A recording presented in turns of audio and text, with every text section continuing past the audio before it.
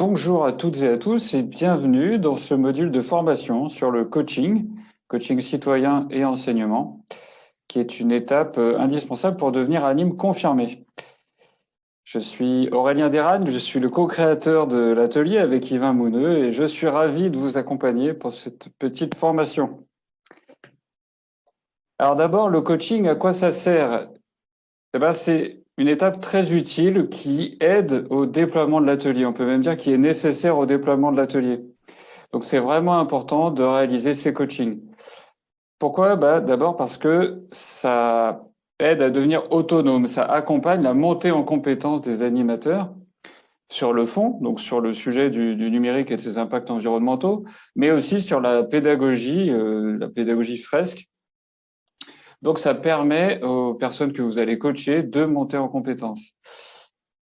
Mais ça les aide aussi à se lancer. Donc, il y a un aspect confiance, il y a un aspect réassurance qui est très important. En fait, ça les aide vraiment à animer. Alors que sans ça, on constate que il y a pas mal de personnes formées à l'animation et qui pourtant n'animent pas parce que c'est pas toujours évident de se lancer. Donc, le coaching, ça aide à ça aussi, tout simplement. Et puis, il y a un troisième point qui est très important pour nous, c'est le partage d'expérience, le partage des pratiques. En fait, coacher, c'est une occasion d'être plusieurs animateurs ensemble et de voir comment les autres procèdent et de donner des conseils pour vous en tant que coach en l'occurrence. Donc cet aspect partage des expériences, partage des pratiques, il est très enrichissant pour tout le monde, pour les animateurs débutants bien sûr, mais aussi pour vous-même. Et donc ça, c'est très utile pour le projet globalement. Alors, qu'est-ce que c'est plus précisément le rôle de coach? D'abord, il faut rappeler que en tant qu'anime confirmé, donc ce que vous allez être après cette formation et après avoir franchi les étapes pour devenir anime confirmé, en tant qu'anime confirmé, vous pouvez accompagner des néo-animes, donc des animateurs débutants, en atelier citoyen ou dans l'enseignement. Par contre, vous ne pouvez pas encore le faire en pro, dans le monde pro, dans les ateliers pro. Pour ça, il faut être formateur. Après, le principe de coaching est le même. Là, je viens de dire, vous pouvez accompagner, donc ça vaut le coup de préciser qu'il y a deux manières d'accompagner des animateurs débutants. La première, c'est en co-animant avec eux.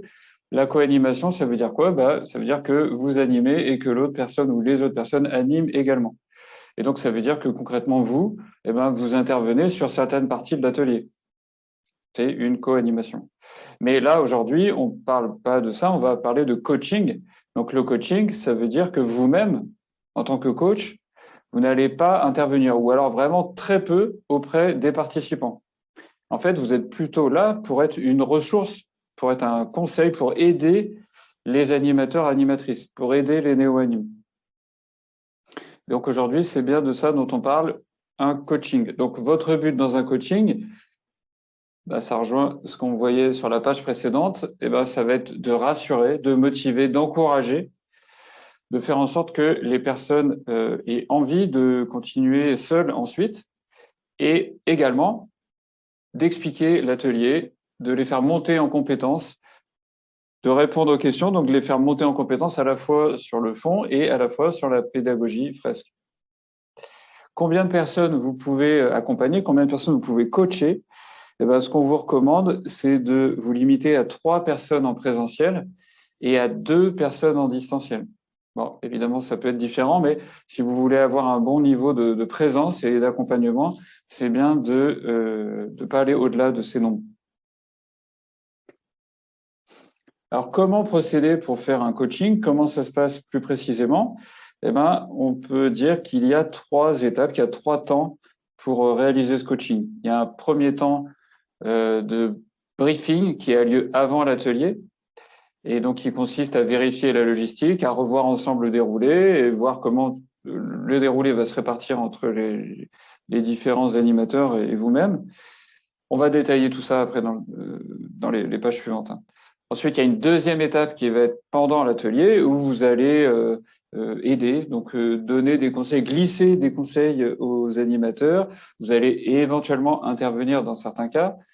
Mais le but, ça va être vraiment que vous soyez là comme une ressource, voilà, pour les néo-animes. Et puis, il y aura un troisième temps après l'atelier qui sera donc un temps de débrief où vous allez discuter avec les animateurs animatrices pour voir comment ça s'est passé et comment ils peuvent capitaliser sur ce moment.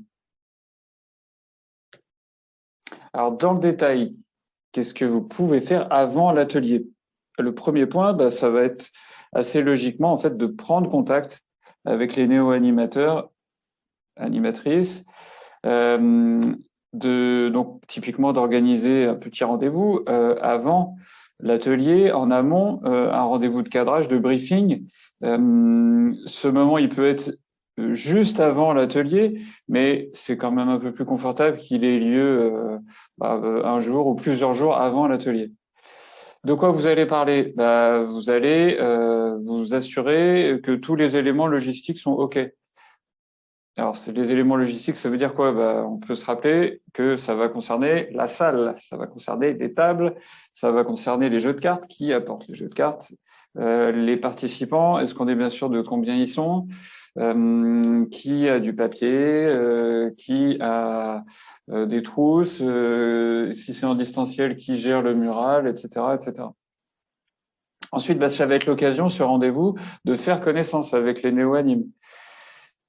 Est-ce que il y a des passages où ils se sentent à l'aise? Est-ce que il y a des passages où ils sont pas du tout à l'aise? Donc en gros, quels sont leurs points forts, leurs points faibles?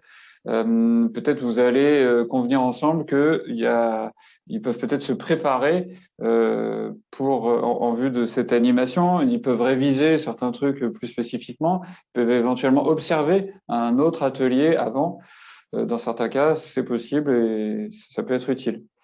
Et ensuite, ce que vous allez faire, vous allez relire ensemble le déroulé prévisionnel. Donc, vous savez, on vous met à disposition dans le dossier ressources un tableur qui déroule l'atelier avec toutes les étapes. C'est ça que vous pouvez regarder ensemble. Vous en faites une copie pour vous, pour votre atelier, et puis vous parcourez tout ça, ligne par ligne. Et pour faire quoi? Pour décider ensemble qui va gérer chaque étape de l'atelier. Le principe, ça va être que autant que possible, il faut que ce soit les néo-animes qui assurent les étapes, parce que il faut qu'ils s'entraînent. Mais vous êtes là, si jamais ils sont pas à l'aise pour une étape, c'est pas très grave parce que vous pouvez convenir ensemble que ok, cette étape-là, c'est vous qui allez la faire. Donc par exemple, au début de l'atelier, il y a plusieurs étapes: l'accueil, le icebreaker, le tour de présentation, les messages de fond, les sources, le déroulé de l'atelier, le cadre de fonctionnement, etc. Tout ça, vous pouvez vous le répartir en fait. Peut-être que vous-même, vous n'allez, en tant que coach, vous n'allez faire aucune de ces étapes-là, mais peut-être que si, en fonction de l'aisance des néo-animes, en fonction de comment ils le sentent, quoi, grosso modo. En tout cas, vous pouvez prévoir des choses à ce moment-là. Vous pouvez d'ailleurs expliquer, commencer à évoquer comment ça peut se passer, même pour les étapes suivantes. Par exemple, dans les lots, rappeler comment ça fonctionne, comment faire le débrief de chaque lot. Vous pouvez les aider à réviser en fait tout ça, éventuellement pointer des petites erreurs que peuvent faire les animes. Tout ça, voilà, vous pouvez les aider à se préparer. Il y a une étape aussi dans le déroulé qui peut être un peu critique, c'est la restitution. Voilà, vous pouvez éventuellement convenir que c'est vous-même, le coach, qui avez un peu plus d'aisance là-dessus, qui va la faire, cette restitution. Sinon, pour la partie lot par lot, là, assez typiquement, les animateurs vont gérer tout seuls, la créa aussi, mais voilà, la partie restitution, c'est un autre exemple d'étape que vous pouvez éventuellement gérer. Un truc à voir, ça va être qui envoie le mail pré-atelier aux participants, évidemment. Donc, il faut que vous choisissiez entre vous tous. Et puis, n'hésitez pas à encourager et à motiver en fait vos néo-animes, parce que c'est ça le but. Hein, ils essayent de se lancer, donc c'est bien. Faut positiver et les encourager. Un petit peu plus en détail maintenant, qu'est-ce que vous pouvez faire pendant l'atelier? Au tout début, quand tout le monde va se présenter, s'il y a bien un tour de présentation, ce que j'espère, vous-même, évidemment, vous pouvez clarifier ce que vous faites là. Vous êtes là, mais finalement, vous n'allez pas beaucoup animer, donc vous pouvez l'expliquer ça explicitement, dire que vous allez être là pour accompagner, pour aider les animateurs qui débutent. Et donc, vous allez être peut-être assez discret vu des participants, mais qui ne s'étonnent pas de vous voir rôder, entre guillemets, pendant l'atelier.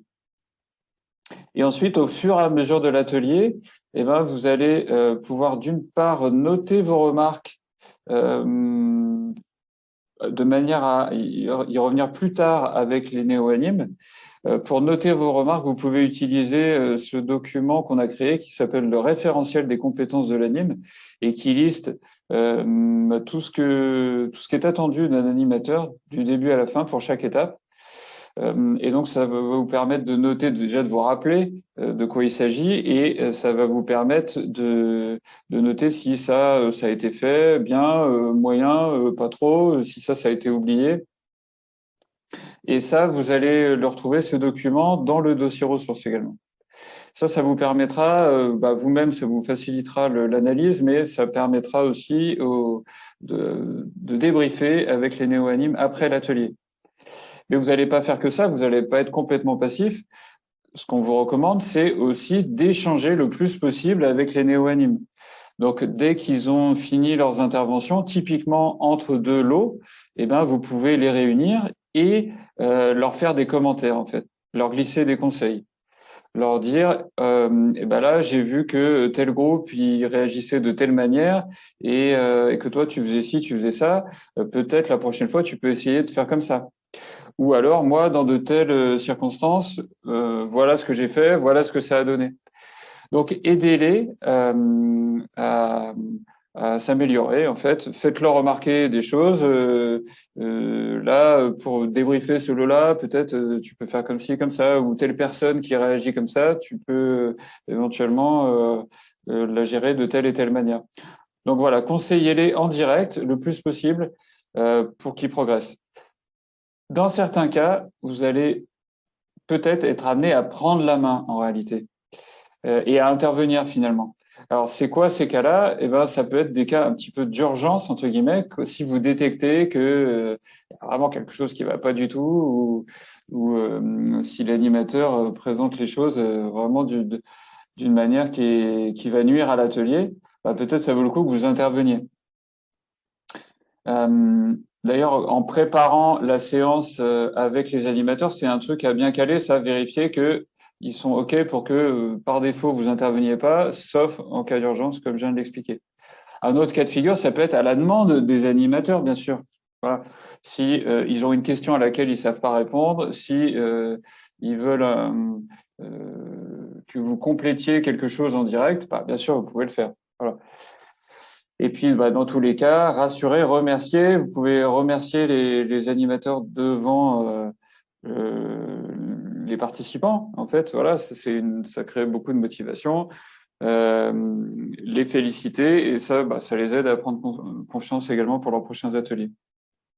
Si vous coachez plusieurs animateurs débutants, évidemment, bah, vous êtes censé distribuer votre temps sur toutes ces personnes et ne pas rester tout le temps à côté d'une seule personne.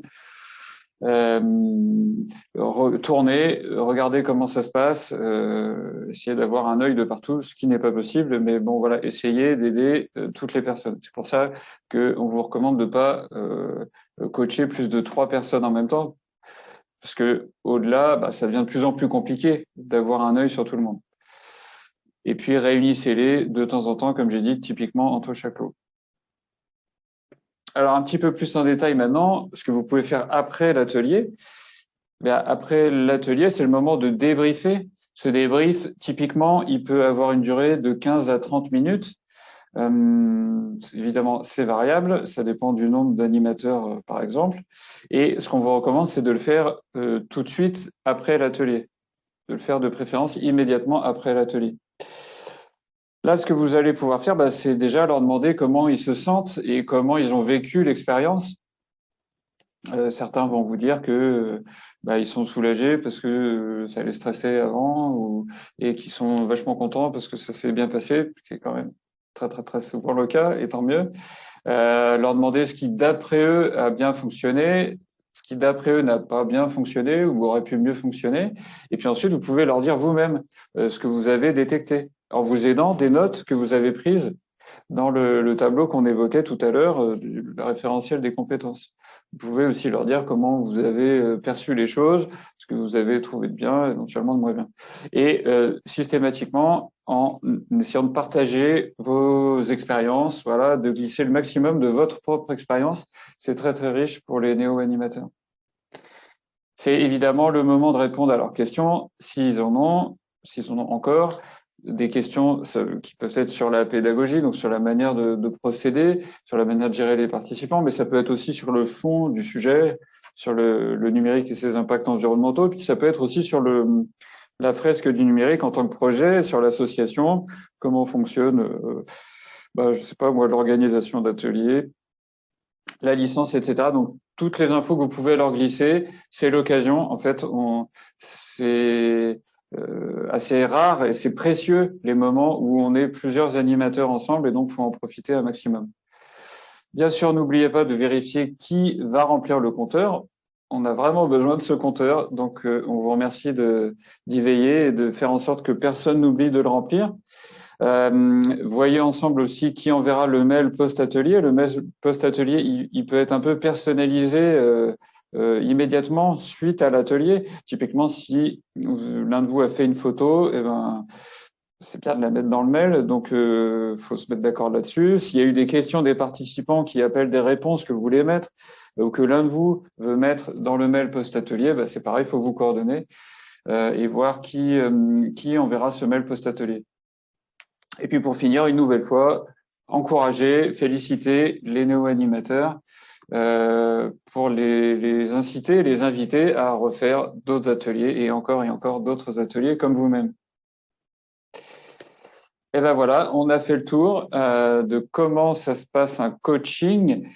Et ben, j'espère que vous allez faire plein de coaching. Et une fois que vous aurez fait votre premier coaching, ben, ça veut dire que vous aurez aidé des néo-animes à se lancer, à monter en compétences, à prendre confiance et donc à devenir autonome. Donc merci beaucoup d'avoir fait ça, bravo.